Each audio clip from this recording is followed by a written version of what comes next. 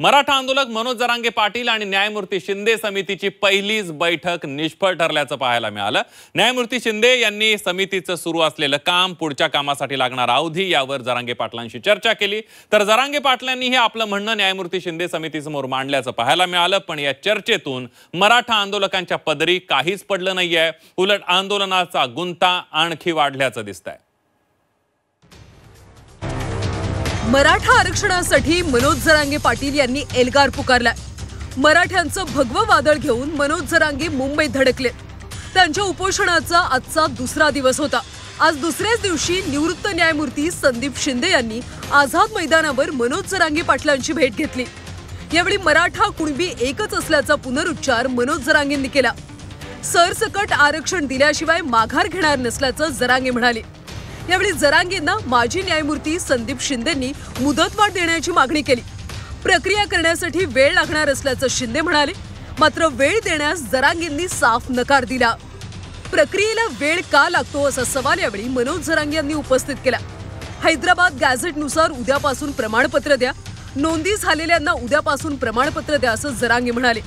लोकांची फक्त नोंदणी, नाव आडनाव नाही, तेच मराठा आहेत त्यांना प्रमाणपत्र द्या असं जरांगे म्हणाले। जे मराठा आहेत तेच कुणबी आहेत आणि तसंच गॅझेट असल्याचं ते म्हणाले।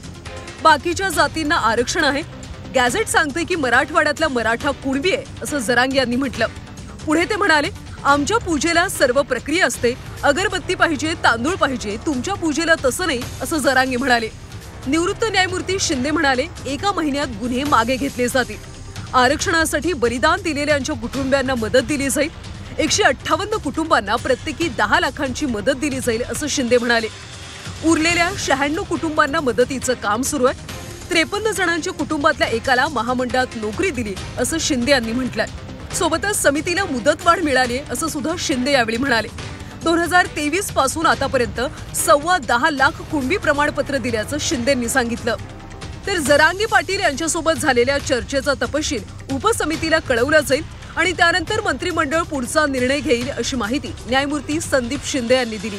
त्यांचं म्हणणं आहे ते तत्वता मान्यता देण्यासाठी त्यांनी काही मुद्दे आम्हाला विचारले आहेत, ते मुद्दे आम्ही तुम्हाला पुढच्या पिढ्यामध्ये देऊ। कोणती सुटेल आता मी याच्यावर कोणती प्रतिक्रिया देणार नाही, कारण मंत्रिमंडळाचा निर्णय माझा निर्णय नाही। तर आंदोलकांशी चर्चा करण्याचं काम शिंदे समितीचं नाहीये। शिंदे समितीला पुढे करून सरकारनं विधिमंडळाचा अपमान केल्याचा आरोप यावेळी जरांगे पाटलांनी केला आहे। ही राज्य सरकारचा, ही राज्याच्या राजभवनाचा, दोन्ही कायदेमंडळाचा, राज्य विधानमंडळ आणि विधान परिषदेचा मुख्यमंत्र्यांकडून अपमान शिंदे समितीला पाठवणं म्हणजे राज्याचा आणि राज्य सरकारचा दोन्हीचा पण अपमान देवेंद्र फडणवीस करतात, कारण हे काम शिंदे समितीचं नाही। GR काढल्याशिवाय मागे हटणार नाही असा आक्रमक पवित्रा मनोज जरांगे यांनी घेतलाय। सरकारकडून करण्यात आलेला पहिला प्रयत्न निष्फळ ठरलाय। मात्र आता जरांगे पाटील यांनी केलेल्या मागण्यांसंदर्भात सरकार काय भूमिका घेतं हे पाहणं महत्त्वाचं ठरणार आहे।